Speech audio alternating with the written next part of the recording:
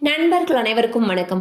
இன்னைக்கு நம்ம இந்த வீடியோல தமிழகத்தில் இலவச உதவித்தொகை 14,000 ரூபாய் பெறலாம் என்ற தகவல் வெளியாகிருக்கு. சோ அதை பத்தி தான் இப்ப நம்ம பார்க்க போறோம்.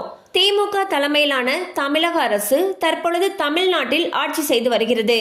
இந்த ஆட்சியில் பல்வேறு நலத்திட்டங்கள் அறிமுகம் செய்யப்பட்டுள்ளன.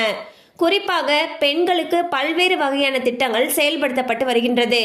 இந்நிலையில் தமிழக அரசு தற்பொழுது வழங்கப்பட்டு வரும் மாற்றுத்திறனாளி மாணவர்களுடைய உதவித்தொகையை அதிகரித்துள்ளது. இது குறித்து முதலமைச்சர் திரு மு.க. ஸ்டாலின் அவர்கள் அறிவிப்பு ஒன்றை வெளியிட்டுள்ளார். இந்த அறிவிப்பில் மாற்றுத்திறனாளி மாணவர்களின் கல்வி உதவித்தொகையானது 2 மடங்காக அதிகரிக்கப்பட்டுள்ளது என்று தெரிவித்துள்ளார். அந்த வகையில் 1 முதல் 5ஆம் வகுப்பு வரை பயிலக்கூடிய மாணவர்களுக்கு 1000 ரூபாயிலிருந்து 2000 ரூபாயாக உதவித்தொகை வழங்கப்பட இருக்கிறது. அதே போல 6ஆம் வகுப்பு முதல் 8ஆம் வகுப்பு வரையிலான மாணவர்களுக்கு 3000 ரூபாயிலிருந்து 6000 ரூபாயாக உதவித்தொகை வழங்கப்படும். 9 முதல் 12ஆம் வகுப்பு வரையிலான மாணவர்களுக்கு 4000 ரூபாயிலிருந்து 8000 ரூபாயாக உதவித்தொகை வழங்கப்பட இருக்கிறது. பட்டப்படிப்பு பயிலும் மாணவர்களுக்கு 6000 ரூபாயிலிருந்து 12,000 ரூபாயாக உதவித்தொகை வழங்கப்படும்.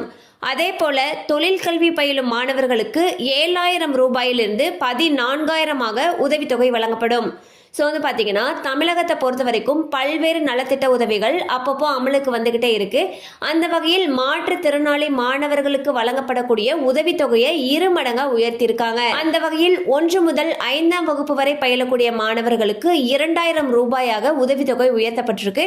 அதே போல 6 முதல் 8ஆம் வகுப்பு வரையிலான மாணவர்களுக்கு 6000 ரூபாயாகவும் 9ஆம் வகுப்பு முதல் 12ஆம் வகுப்பு வரை பயிலக்கூடிய மாணவர்களுக்கு 8000 ரூபாயாகவும் உதவித்தொகை உயர்த்தப்பட்டிருக்கு. அதே போல பட்டப்படிப்பு பயிலும் மாணவர்களுக்கு 12,000 ரூபாயாகவும் தொழில் கல்வி பயிலும் மாணவர்களுக்கு 14,000 ரூபாயாகவும் உதவித்தொகை உயர்த்தப்பட்டிருக்கு.